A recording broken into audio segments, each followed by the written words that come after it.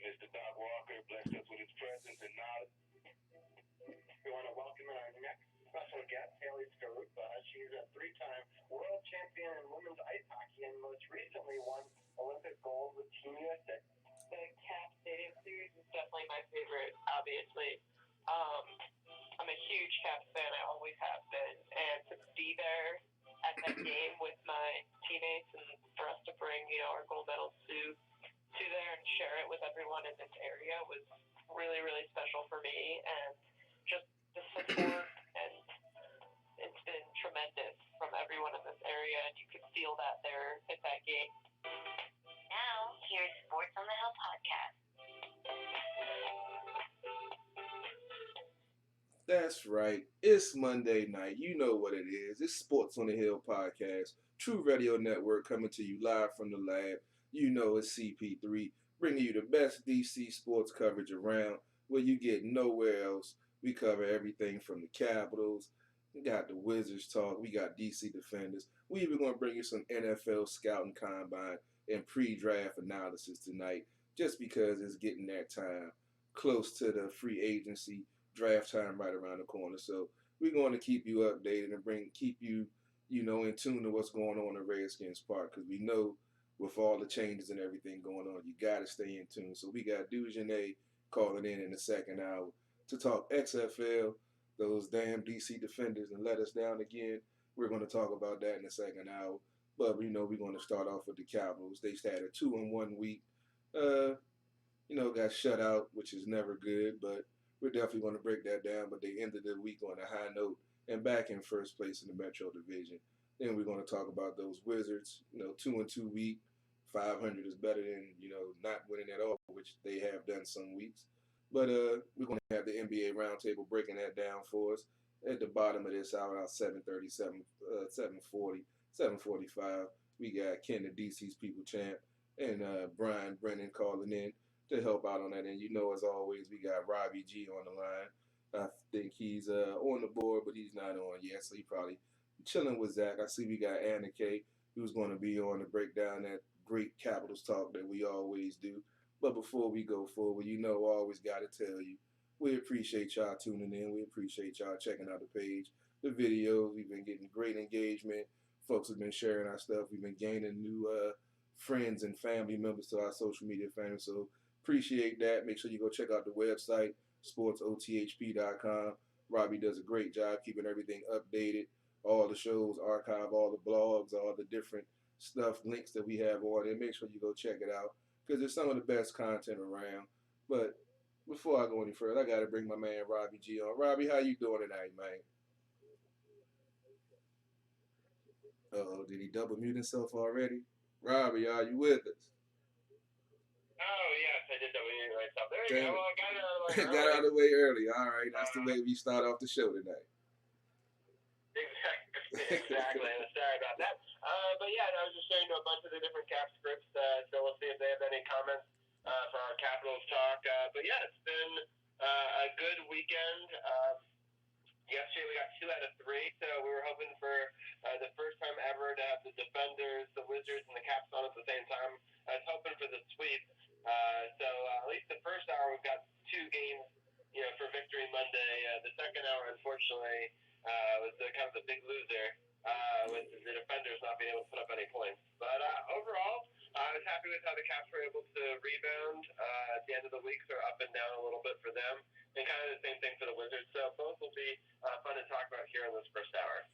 Yeah, it was definitely an up and down week for the Caps, but with a home and home, those 10 things tend to happen. But the way they were able to, end the week out on a winning note is all that matters, and got a nice 3-point lead in the division. Just give a quick update there: 19-6 with 86 points in the division, sitting first.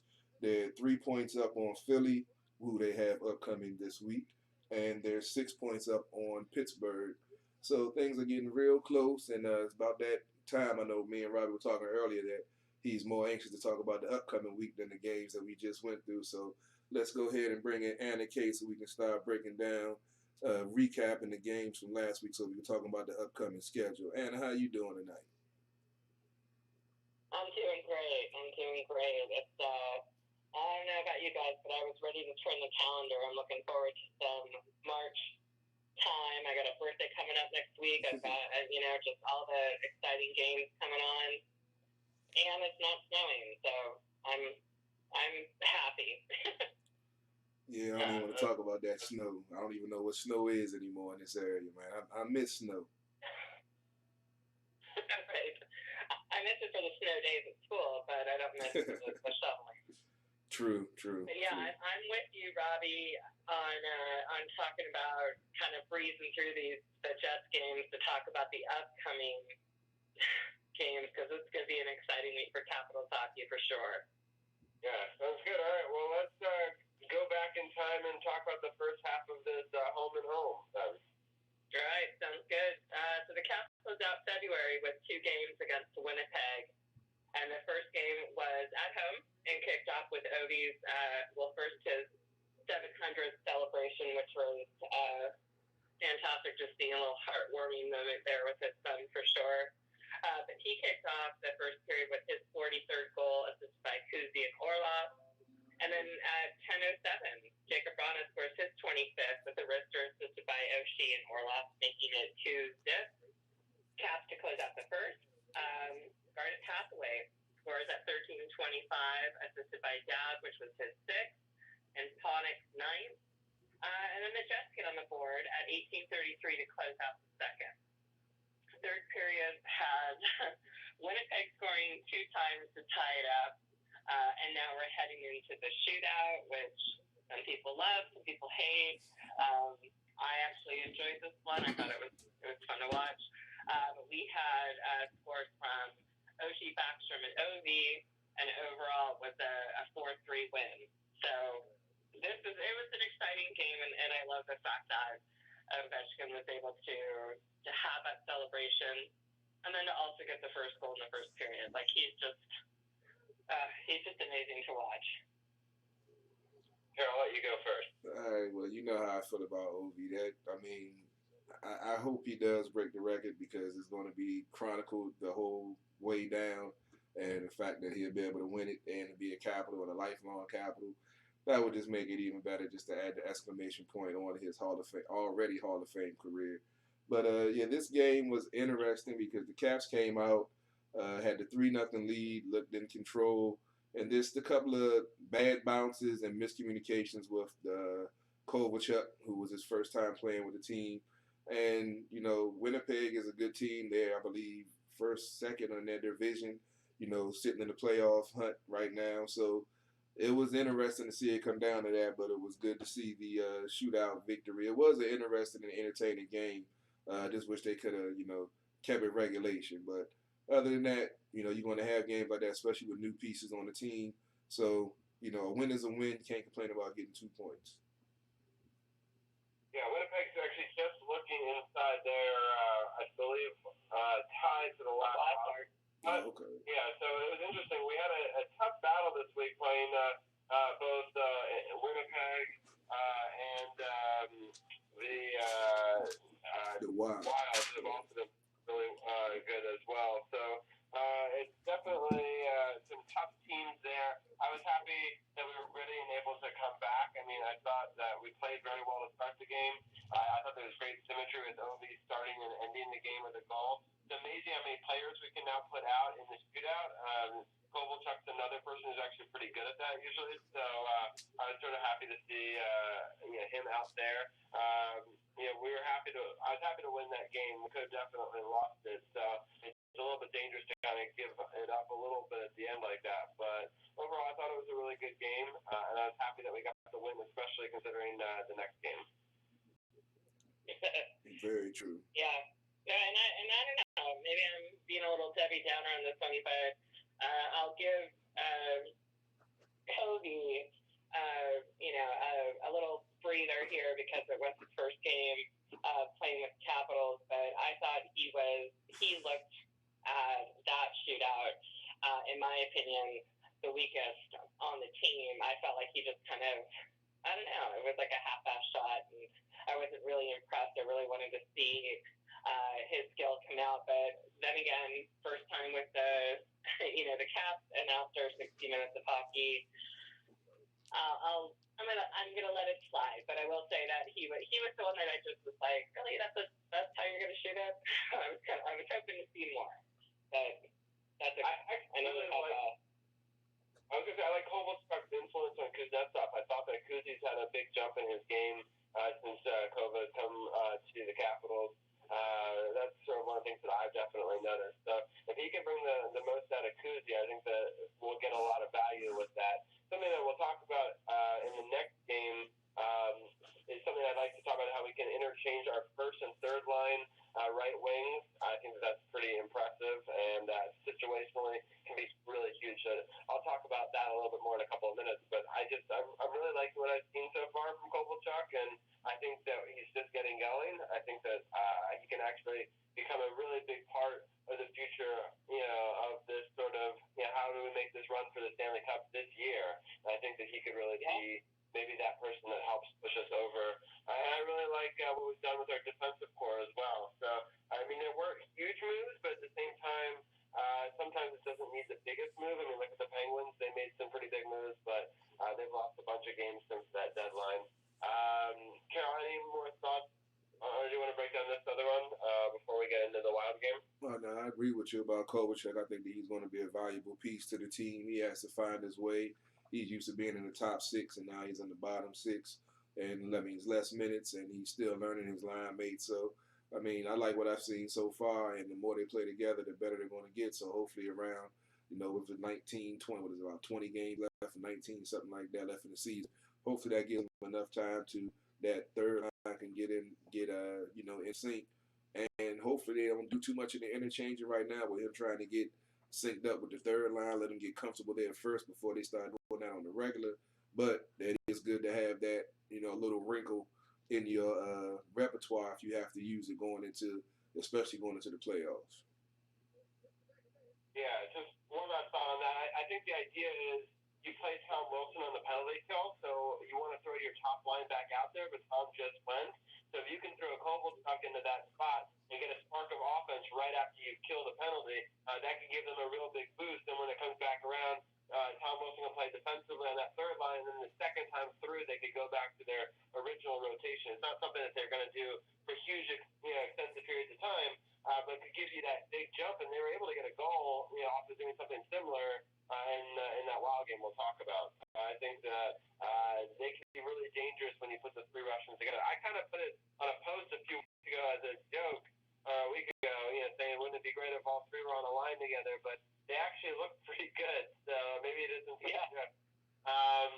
So real quickly, let's go through this Jets other game, and then we can get back into the Wild game. Yeah, it could be really quick that we have the Jets shut the Caps out 3-0. This I don't know. I was frustrated with this game because I felt like they looked good the game before. I really thought this was going to be it, but yeah, I mean, you have first period the Jets scoring at 6:33, nothing in the second, and then they had their strong players.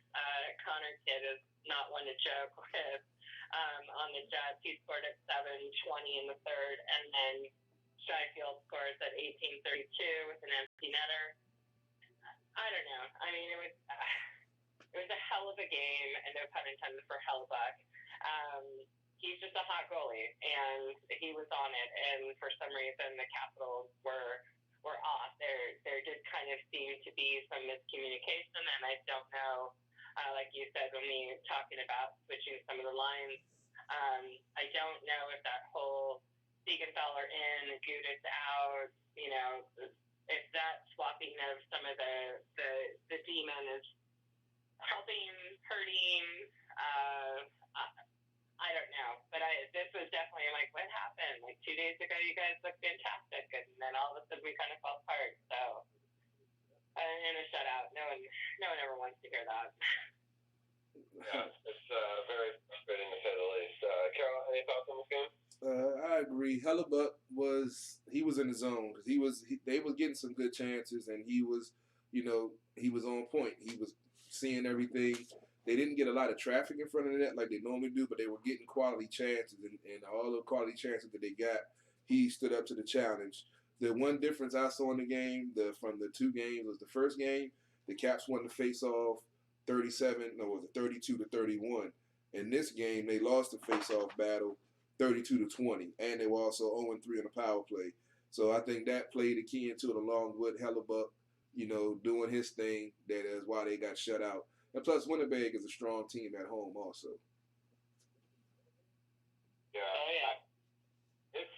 It was frustrating for a lot of reasons. I just thought, even really early on in this game, I just didn't think the Capitals had it. And I hate having that feeling, because I like kind of, we know the Capitals can come back at any time in a game. They can be down 3 goals and they come back in the first period. But I don't know. I just had a really bad feeling 10 minutes in. I just thought that I just didn't feel it for this game. I don't know why. And I actually, for once, turned it off and did some stuff with Liz. And I told myself, if I ever hear the goal horn go off, I'll go back to it, right? That's all it takes. One goal, I'm right back in it. And the goal horn never went off that whole night.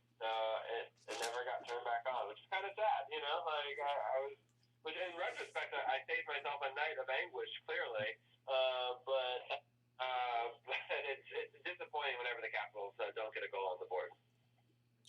Definitely. I was at work watching, so I was watching off and on, but I'm streaming on my phone, and I could just see, Hellebuck was locked in that night, and sometimes it's nothing you can do. We've seen it happen before. We haven't seen it happen a lot, but it does happen occasionally to the Capitals, and they got shut out. But let's talk about happier things in a more entertaining game that happened yesterday versus Minnesota. Yeah, so last night the Caps played the Wild, and this was definitely a very exciting first period with the Wild scoring first, but then it was followed by OV's 44th with power play goal assisted by Carlson, which was his 58th, and Baxter's 40th. Shortly after, Connick scores his 8th at 10:28. And then 30 seconds later, Ovechkin gets his 45th, assisted by Kuzi and Covey. And then the Wild score once more, making it 3-2, heading into the second, but then there were no goals in the second. Here we go, 40 seconds into the third, Tom Wilson gets his 21st, assisted by Ovechkin and Kuzi. And the Wild scored at 12:53, but the Caps hold them to a 4-3 win. That first period was awesome. Like, I was so impressed with how they came out. They came out strong. It was back and forth. It, kind of kept those momentum going. But when you look at the statistics, the face-off percentages were just, they were way off. Unfortunately, you had the Capitals with 38%, the Wild with 61%, it's like, what's going on here? And then we have the penalty minutes. The Capitals had 19, and the Wild had 15. So there's a lot of unnecessary time in the penalty box. Tripping, there was fights, whatever, but it just, that was my only kind of negative, was like, wow, that's a lot of time in the penalty box. But overall, this was my favorite game of the 3. Sure. Carol, what are your thoughts? I don't think 19 penalty minutes is a lot. I watched the game the other night, but one player got 19 penalty minutes, so I don't really consider that a lot. To me, the thing that stood out was the Capitals only had 9 hits that whole game, and we've seen a period where one player had 9 hits before. So it's like they never really got into their game. Minnesota is very fast. I didn't know they were that fast, especially with them just making the coaching change. It caught me off guard how fast they were, and how effective they were.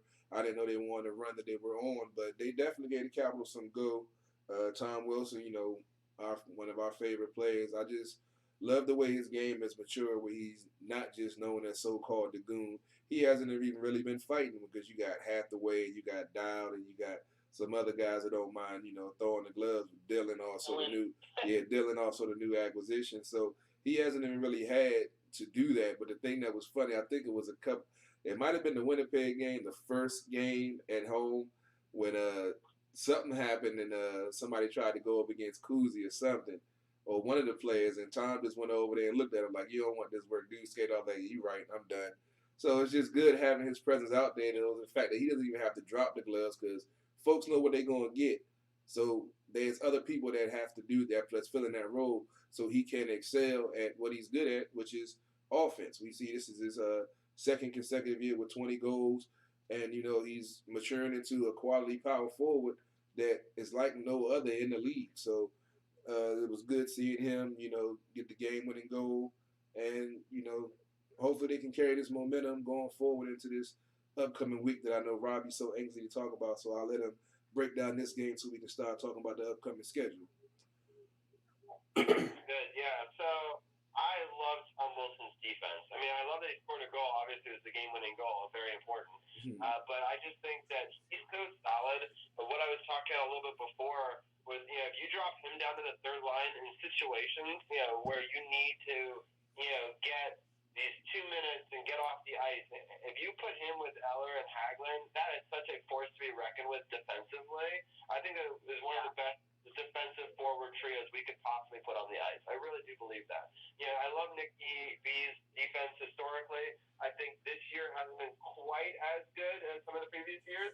I think that it can still, he can make that up for sure going forward. I'm not saying that he's losing it or anything, but Eller, I think, has played really fantastic defense in certain situations. And I really like the idea of those three in certain key moments becoming this defensive tandem, and also giving just an extra pep to that top line. Having Kovalchuk on a line with Kuzi and Ovechkin, I mean, that's so dangerous. I mean, if everyone starts blocking, Kuzi and Ovechkin and leaves Kovalchuk wide open, I mean, he still has a dangerous shot. And he's going to have opportunities, especially with space. So I'm really excited that he's willing to play right wing for us because we are so stacked at left wing. It was sort of a concern I had before we brought him on.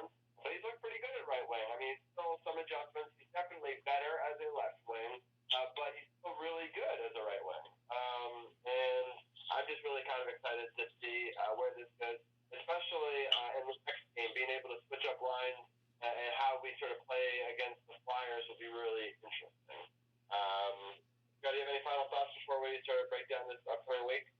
And I'm just going to echo your point. That's a very valid point with that third line because Hagelin's playing some very good hockey. Eller has been, he's had a good, consistent season. And I don't even recall him being injured or anything for the last couple of seasons. So he's definitely been one of the unsung heroes on this team. And like you said, adding Wilson to that line, that is, a devastating situation if you can get him out there on the right lineup, like you say, after a penalty kill or whatever, and they shuffle the lines, put that line up against the top line on another team, and they can put a lot of pressure on them and hopefully, get a goal on their end. So that's definitely something to look forward to going down the line because every little advantage is going to matter in the playoffs for that chase to the Stanley Cup. Yeah, because I think what we did so well in 2018 is we had primary lineup, how we wanted all four lines to look. But there were certain situations where we had to switch stuff up a little bit to gain the advantage because sometimes people will have to play on the penalty killer and the power play. So lines get jumbled up during the course of the game. Having multiple different options to throw at different times is going to be so key. This is why I like that he's throwing it now. Get him 20 games, as you were talking about earlier, 20 games to get settled in their main lines, but also get settled in these other situational lines in case that they come up. So that way they're super confident that no matter what our lineup looks like, they can go out and perform at peak, at peak position sort of thing. So, all right, let's get into this upcoming week because it's a Tuesday. The first game is going to be the Flyers at Washington. It's a 7 o'clock game on Wednesday.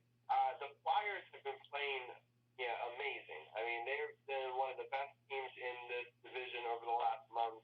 I think it was one of the Capitals' worst Februaries in a while. I mean, it's not to say they're still able to pick up a bunch of points and be able to still stay at the top.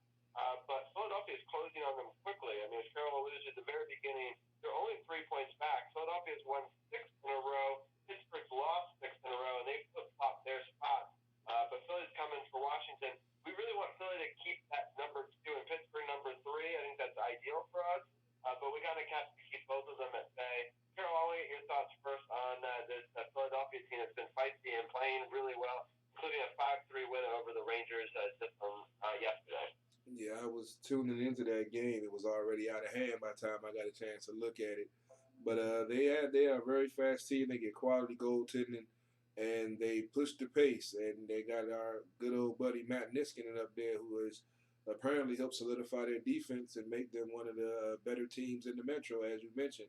So the Caps going to have to be on point and be ready to rock and roll. They have the advantage of the last change being at home, and hopefully they bring home a victory and add a couple of points to the, lead that we have on Philly right now. Anna, what do you say? Oh boy, well I'm actually going to the game. Oh boy. I'm so excited. It's sort of like a pseudo early birthday present, and I am speechless. So not that I want to sit with Philly fans because they are so heinous, but I'm pumped to see all of our lines, like everything that you guys had just talked about with Kobe and everything. I'm pumped for that. This team is, oh my gosh, I feel like the Flyers and the Avalanche are those teams that I was like kind of nervous about all season. The Flyers started off not great. I think people were like, whatever, we're done. They're a Philly team. They're trash. They're this. They have made a name for themselves, and then some. This team has come together. So I think the Capitals know that they are riding the coattails. So they're right there, and this is going to be the time to come out. We always say 60 minutes of hockey and no stupid penalties and whatever, but this is going to be the time to tighten everything up because we do not want to have a repeat of February 8th when we fell to the Flyers 7-2, which that was embarrassing. And that was also at home. So I was like, oh, come on, guys. So I'm hoping Wednesday, all of our lines come together, that chemistry is there, and that it's going to be an exciting game because I don't know, I don't think that they've announced who's going to be goalie, but you either have Hart and Holtby or you have Elliott and Sammy, and the stats are so close. Like you mentioned with Niskanen, he's proven himself there, but then you have a Voracek, you have Konechny. It's going to just be a fantastic matchup, but I have a good feeling that Capitals can, if they can take the Flyers, if they can take this game, I think we could be good for the next two games. Yeah, I just want to real quickly talk about who the Flyers have beat. They beat Columbus twice in a row. When you talk about the home and home being very difficult, the first one they won 5-1 versus Columbus. That was at home, but then they went to Columbus and won 4-3. And they beat the Winnipeg Jets, we know are pretty good. They beat San Jose up and down, and then they beat the Rangers 5-2 and then they beat them 5-3. So again, another home and home where they were able to win. Scoring high. That's the crazy thing is they're averaging, at least 5 points a game, which is like, what? Yeah, definitely. They're now up to 8 in goals for, which is pretty surprising for Philadelphia. They're normally known as a team that stands on their defense. But Konechny, as you said before, 23 goals. Coltier has 21 goals. So Hayes is 22. So they've got a bunch of goal scorers throughout their lineup, and they're always going to be difficult. So for sure. Carol, for the next one, do we have time to bring in a Rangers fan to talk about that with us? Yeah, we should go ahead. We can bring in Brian. We can get the Rangers' perspective after that tough loss to Philly yesterday. Yeah, okay. Sounds good. All right, Brian, how are you doing tonight? I'm doing well. Still reeling from the Rangers' 2 losses to the Flyers this weekend, but overall doing pretty well. How are you guys doing? Pretty good. Yeah, you're the man to talk to because you are our advanced scout, seeing the fact that you played this team twice in the past weekend. What do you think the Capitals need to do to beat Philadelphia? I mean, the Flyers are just absolutely on a roll right now. They're the hottest team in the NHL. They've won 6 games in a row, and they play like you guys said. They play really fast, so gotta slow them down on defense. I thought the Caps have been good on defense lately, so I think if they do that against the Flyers, they should have a chance. But I'm really interested to see how this game goes for you guys. The Flyers are really, really good. I'm like I said, still really affected from those 2 games. They just absolutely they kicked our ass in Philly, and then they came down to Madison Square Garden and did it again. So they're looking pretty good right now, but we'll see if the Caps can close them down. Yeah, that game is going to be on NBC Sports Washington. NBC Sports, the regular one, not Washington. So that will be a nationally televised game at 7 o'clock on Wednesday. So any of our listeners who has regular NBC Sports can watch that. All right, moving on to the next night, we actually play the Rangers. I'm going to get Brian's thoughts real quickly. What are your thoughts on that matchup? And then I'll talk to Carol and Anna about it. Well, the Rangers were playing really good hockey. They had won 9 straight on the road, which was really impressive going into that game on Friday against the Flyers. But then in the first period of that game, one of their best players, Chris Kreider, fractured his foot, and it seemed to let all the air out of the Rangers' balloon, and they've been playing horribly since then. They played bad both games against the Flyers. And now we have to play the defending Stanley Cup champions tomorrow night, the St. Louis Blues, and then you guys, the Stanley Cup champions 2 years ago on Thursday night. So tough stretch continues, and I just have a feeling we might be honestly too worn out from everything that's happened. The injuries are really starting to take a toll. We had 2 players get into a car accident last week, and our future goalie Igor Shesterkin got injured in that accident, so he's out too. So I think the Rangers are honestly kind of worn out at this point.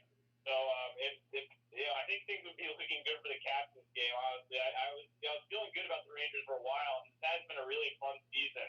But overall, I think they're going to start to kind of go down a little bit and ultimately miss the playoffs. So it's been a really good season, and I'm happy with what they've done so far.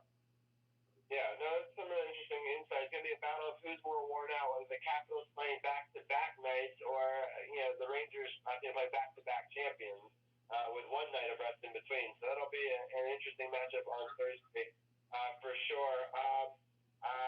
Carol, what are your thoughts on the Rangers? Like Brian mentioned, that injury to Kreider is a huge void to fill with that team, and like you said, they're reeling from that loss. So hopefully the Capitals can jump out there and take advantage of them still trying to find their way without him, and can do what they need to do, especially after the Philly game. That's going to be a tough game, so they're going to need to get a jump early because they know the leg is going to kick in, in that third period from that physical game or fast game, whatever style Philly decides to play. Because they can, get in on the forecheck also. So they have a fast-paced game in Philly. It's going to be imperative that they get out quickly on the Rangers and try to get a lead because, back-to-backs are never a good thing. And we've seen the Caps have a couple of those recently, and it didn't turn out too well. Anna, what are your thoughts on the Rangers game? Yeah, I know. Anytime you have to hear about injuries, it's the worst because it's like, oh, come on. They're still 35-26-4. They're not the bottom of the barrel at all. You still have Panarin, you have Lundqvist, there's talent on that team. But again, are they gonna, who's gonna come to play? This game when we're, both teams are back to back. Let's just, of course, hope the Capitals are able to ride away from a win with the Flyers and then go right into beating the Rangers. Fingers crossed. Yeah. So let's real quickly, we got about 5 minutes left. Let's break down this Pittsburgh Penguins matchup that's going to be a 1 o'clock game. It's always a difficult one. It's on Saturday at 1 o'clock. Remember, it's Wednesday at 7, Thursday at 7, and Saturday at 1. Carol, I'll get your thoughts first on the dreaded Penguins. I think it's going to be another entertaining game. Hopefully the Caps will come out on top. As you mentioned, Pittsburgh made several big moves at the trade deadline. And we talked about it on previous trade deadline shows when you bring in big names and big pieces. It takes a little while to get everything, together. We've seen small moves at the Kovalchuk isn't really a small move, but with Dylan coming in, some of the smaller moves is easier to ease them into the lineup. But when you have new pieces coming in, especially that get adjusted in your top 6, you're going to have some hiccups. Not saying that I'm hoping they get out of it when they play the Capitals, but we know what Pittsburgh is going to do. So hopefully it should be a Capitals victory. This time we're in Pittsburgh. So, we got to get back that one they got here because I always want to keep one up on the Pittsburgh Penguins because you never know when they're going to get hot again and, they'll start surging and you've already got the Flyers surging. So, Capitals got to make sure they do their thing, handle their business, and take care of every opponent that's in front of them. Sure. Anna, what are some of your thoughts on the dreaded Pittsburgh Penguins? Yeah, it's the dreaded Pens and then that afternoon game. God, I really hate those. I feel, unfortunately, there's something in my gut that just says that, if the Pens are going to try to break this losing record of 6 games they have so far, they would love nothing more than to come out and beat the Capitals, especially, after the millions of times that all of us laughed over the Sidney Crosby tantrum and breaking the stick. They have something that kind of, always want to come out. But again, I mean, the Capitals showed that they can play this team in the afternoon and they can beat them. And I think that's the headspace that they need to go in. It's like, listen, you're going to play in Pennsylvania and who cares? We're still going to, and I think actually Holtby likes to play there. So I'm sure he'll be playing that game. He kind of thrives off of the enemy territory, as they say. I think we have a chance. I think it's just, at this point, the Capitals just have to kind of drop that, like we call it, the dreaded 10, and just go in like any other game and not, have any sort of fixation on the Malkin, Crosby, Murray, whomever else is going to be out there. Letang. Right. I think it'll be interesting to see what we do with the goal as well. I think what will happen is we put Holtby right back against the Flyers. Just because it's a prime matchup, and that's right now, the battle for first place. And then you go back to another road game with Sam. He's played well on the road for the most part. I know that he did lose that Jets game. But I think that would be a great opportunity for him to go to Madison Square Garden. And what a cool place to go to, just to get a road game in. And then I think you're right. Holtby has played pretty well in Pittsburgh over the years. Give Holtby that. And that way you go every other. Give Holtby a little bit of a breather in the middle here. But still a bulk of the work going down the line. I was looking at Pittsburgh's upcoming schedule. They're playing Ottawa and Buffalo before they play us. I think they will get off the schneid. I think they will get a win in one of those 2 games. Probably the Ottawa one at home tomorrow. And then, but at Buffalo, that could be tough. But I'd be shocked if they lost 6 or 8 in a row coming into our game. I kind of hope they one of those. That way, maybe they're a little less intense coming into just because I never feel good when a team's on an 8-game losing streak. So, but yeah, I think overall it's going to be a great game no matter what. It's such a wonderful rivalry. I'm hoping to be able to catch most of that game live. It's always difficult this middle of the day weekend games. It basically puts your entire schedule on hold.